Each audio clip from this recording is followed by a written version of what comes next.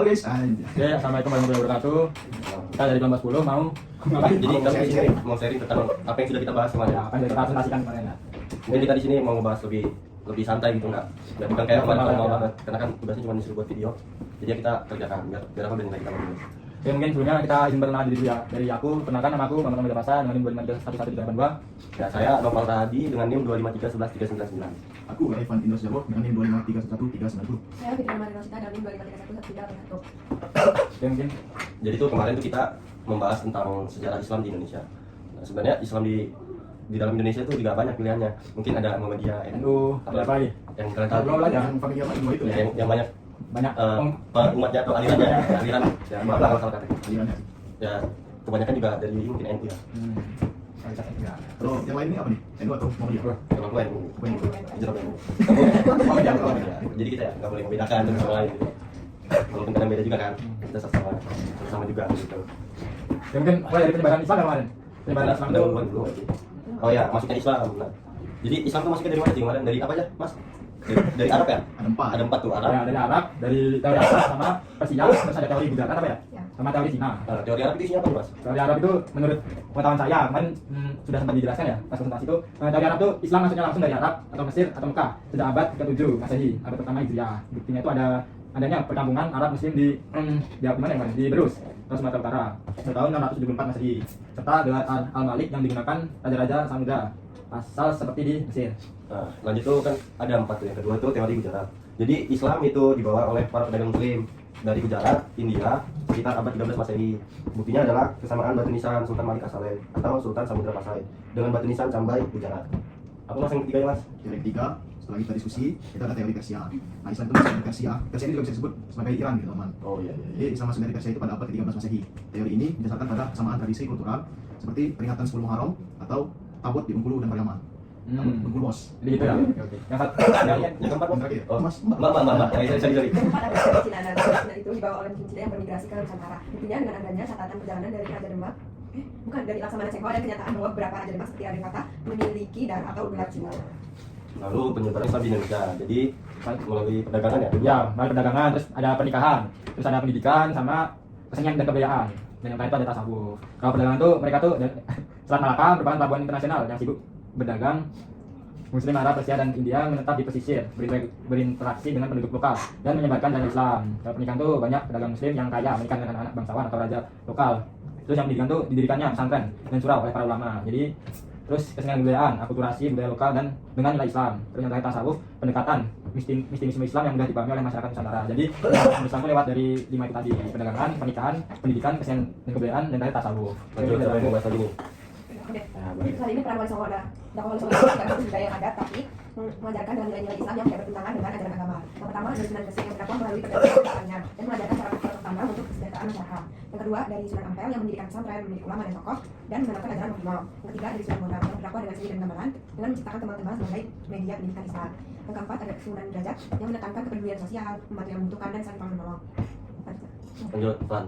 yang kelima itu ada Sunan Giri. Dia mendirikan pesantren Giri sebagai pusat pendidikan, berpengaruh dalam penyebaran Islam hingga ke Madura, Kalimantan, dan Sulawesi. Lanjut yang keenam ada Sunan Kudus, yaitu berdakwah dengan menggunakan tradisi, membangun masjid Menara Kudus dengan memadukan unsur Islam dan budaya.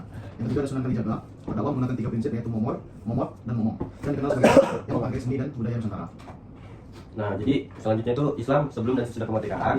Pada masa penjajahan Portugis, Belanda, dan Jepang, banyak tokoh dan organisasi Islam yang berperan penting dalam pendidikan dan melawan penjajahan.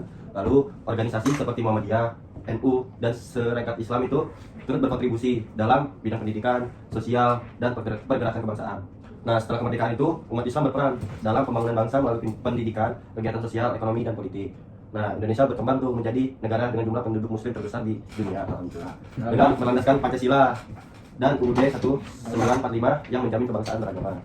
Jadi kerajaan Islam di Indonesia itu apa sih, Mas? Oke, kerajaan Islam di Indonesia ini memiliki peranan yang penting dalam mempercepat penyebaran agama Islam di Nusantara melalui dukungan para sultan dan ulama. Selain menjadi pusat pemerintahan, kerajaan juga menjadi pusat perdagangan, pendidikan, dakwah, dan kebudayaan Islam.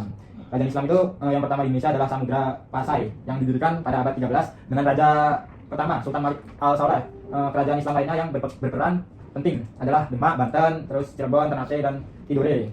Terakhir Gorontalo. Oke, mungkin selanjutnya Pak Islam Indonesia. Apa aja? Ya, apa ya?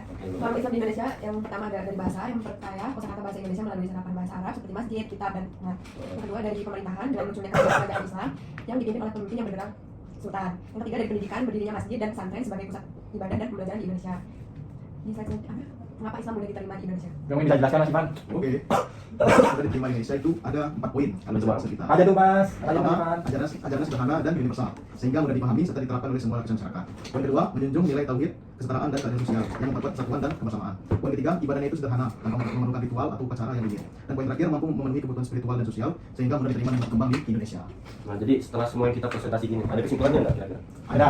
Apa aja lanjut nih? Jadi kesimpulannya apa aja Mas? Oke, mungkin kesimpulannya tuh masuknya Islam di Indonesia tuh ada beragam-ragam ya tadi. Ada dari pernikahan, ada dari kesenian dan budaya, terus apa lagi? Teori. Banyak lah gitu. Jadi masuknya Islam di Indonesia tuh berlangsung secara umum melalui jalur perdagangan, pernikahan, pendidikan, dakwah para ulama serta akulturasi budaya seperti yang sudah kita obrolin tadi ya. Terus proses penyebaran ini didukung oleh peran Wali Songo dan kajian Islam. Kajian Islam yang mampu menyesuaikan ajaran Islam dengan budaya lokal tanpa menghilangkan nilai-nilai pengaruh besar dalam berbagai aspek kehidupan seperti bahasa, pendidikan, pemerintahan, seni, dan budaya. Hingga saat ini Islam tetap menjadi bagian penting dalam sejarah, identitas, dan perkembangan bangsa Indonesia sebagai negara yang menjunjung tinggi persatuan dan toleransi. Mungkin cukup ya yang kita udah ini, cukup. Jadi ya mungkin segini aja yang bisa kita sampaikan. Yang penting kita bisa lulus dengan nilai bagus dan alhamdulillah kita sudah menyelesaikan juga tugas-tugasnya.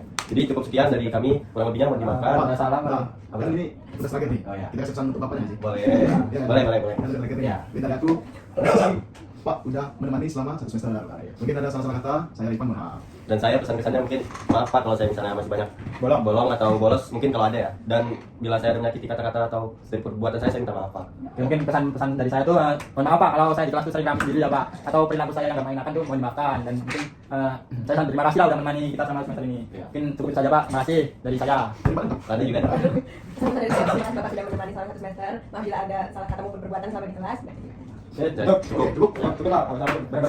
Sebelum kita menutup semuanya, marilah kita membaca alhamdulillah. Alhamdulillahirobbilalamin. Kurang lebihnya mohon dimaafkan. Wabillahi taufiq wal hidayah. Wassalamualaikum warahmatullahi wabarakatuh.